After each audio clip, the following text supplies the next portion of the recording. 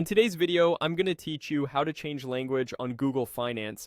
We'll walk through updating the language that Google Finance uses by changing your language preference in your Google account, since Google Finance follows that setting across your devices.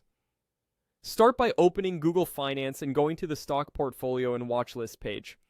If you're not signed in yet, click Sign in the top right. Choose your Google account and continue.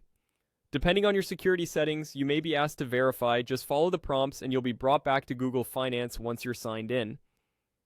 Now look to the top right corner of the Google Finance page and click your profile picture or the circular icon with your initial. From that menu, select Manage Your Google Account. This opens your account settings in a new tab, so keep your Google Finance tab open. We'll return to it shortly. In the Google account page, go to Personal Info. This is where Google stores your basic details and preferences that apply across all Google services. Scroll down until you see the section for General Preferences and locate Language. This is the setting that determines the display language across Google products for this account. Click Language, then click Change. You'll see a list of languages you can choose from. Use the search bar to quickly find your preferred language, or scroll the list if you prefer. Select the language you want Google Finance to use. When you've made your choice, click Save to confirm. You should see the new language listed as your primary language. Head back to your Google Finance tab. If the language doesn't update immediately, refresh the page.